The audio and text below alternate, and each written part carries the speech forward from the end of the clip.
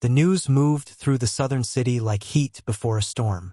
By morning, everyone knew the master of the Bellemere plantations was dead. For decades, his name had carried weight. Fields that stretched to the horizon, warehouses full of cotton, accounts that never seemed to empty. He had been one of the richest men in the region, a figure who ruled more through distance than presence. Others labored, others punished, others enforced his will. He simply benefited. Now his empire stood still. What remained was his widow, Margaret Bellemere. In parlors and marketplaces, her name was spoken softly, as though volume itself might invite consequence. Some spoke with sympathy, others with calculation. A young widow, wealthy beyond measure, without sons grown enough to claim authority. In the South, that combination did not go unnoticed. At the funeral, Margaret played her part perfectly. She wore black silk and a veil pulled low. Her hands, gloved and steady, rested calmly before her. When she wept, it was brief and controlled, the kind of grief that society found respectable. Those who watched her saw elegance, fragility, loss. What they could not see was the shift already taking place beneath that careful exterior. Because with her husband's death came something Margaret had never possessed before: control. For most of her life, decisions had been made for her, first by her father, then by her husband. Where she lived, whom she entertained, what she owned and what she did not. Even the vast plantation had never truly been hers. Now suddenly it was.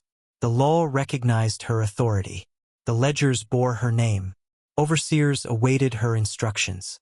Thousands of lives, bound by a system she had been born into, now fell under her command. It was a freedom both intoxicating and terrifying. A week after the funeral, Margaret traveled to the plantations herself. She rode out early, the sun already heavy in the sky. The fields were alive with motion.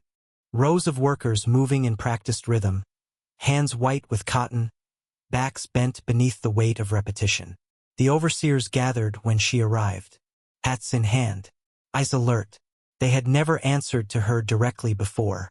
The workers were ordered to line up. They stood silently, faces unreadable, bodies marked by heat and labor. Margaret studied them carefully, not as numbers, not as property listed in an account book, but as people whose strength sustained everything she now owned. Her husband had spoken of them as tools. In that moment she saw something else. Power. Not the power they held, but the power held over them. That night Margaret did not sleep. The images of the day returned again and again. The stillness, the obedience, the unspoken tension that filled the air between command and compliance. It unsettled her. And beneath that discomfort, something else stirred. A curiosity she could not name and did not yet question. The following morning, she went into the city. At the slave market, buyers moved casually between rows of human beings, inspecting bodies with practiced indifference. When asked what she sought, Margaret answered simply, "House servants. Young. Strong." By evening, 10 men had been purchased. No one questioned her decision. Widows often reorganized estates. Domestic staff changed. It appeared practical, orderly. But history, when examined closely, tells us that moments like these were rarely simple. For generations, the image of the Southern woman had been carefully crafted, delicate, moral, removed from the brutality of slavery. Yet historians such as Catherine Clinton and Stephanie E. Jones Rogers have shown that this image was a myth. White women, especially widows, were not passive observers of slavery.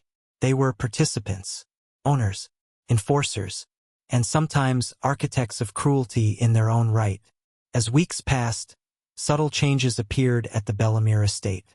Margaret kept the newly purchased men close to the main house. Servants noticed doors closing late at night, candlelight flickering long after the rest of the house had gone dark.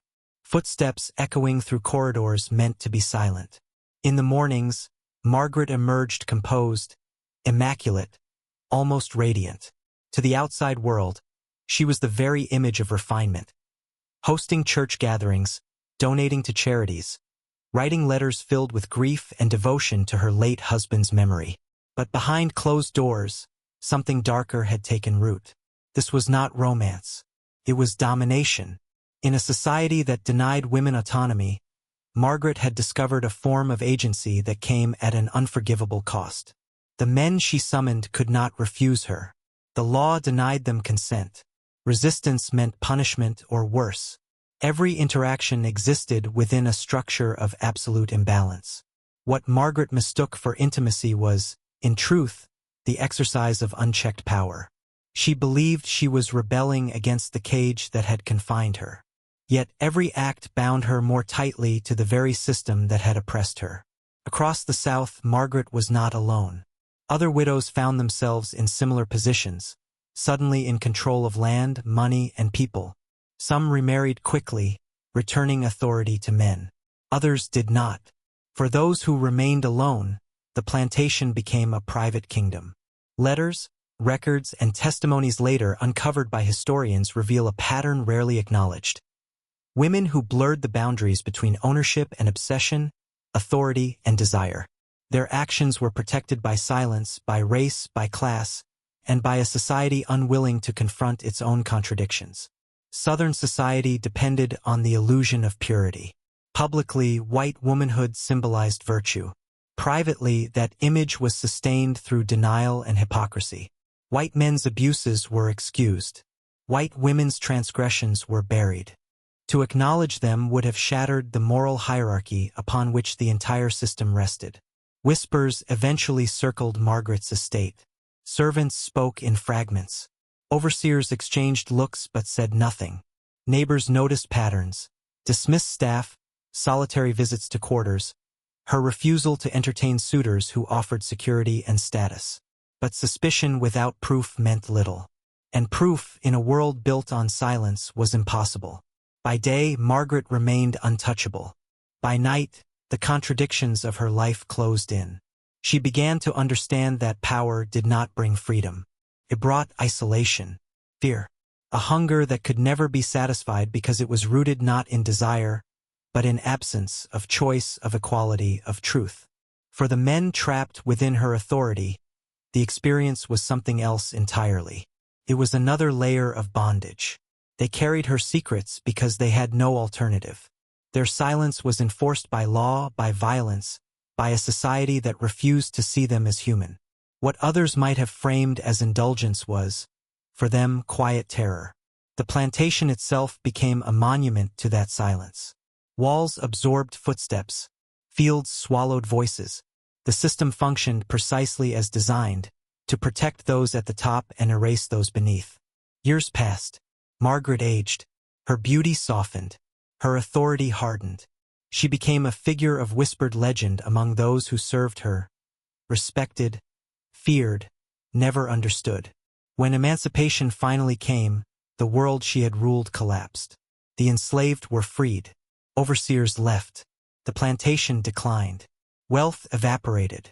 What remained was a woman alone with memories she could not escape. The silence that had once protected her now consumed her. History did not record her story. It recorded land transfers, estate sales, death notices. It preserved the myth of the gentle Southern lady and discarded the evidence that complicated it. But the truth lingered. In decaying mansions, in forgotten letters, in the work of historians who dared to look beyond the performance of virtue and ask harder questions. Margaret Bellemere was not an exception.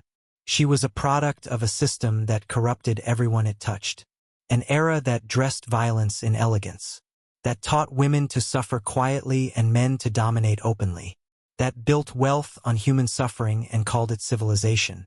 Her story reminds us that oppression does not require monsters. Only power without accountability. And silence. Because history is not only what is written. It is what was buried. And sometimes, when the wind moves through the ruins of old plantations, it still carries the echo of voices that were never allowed to speak.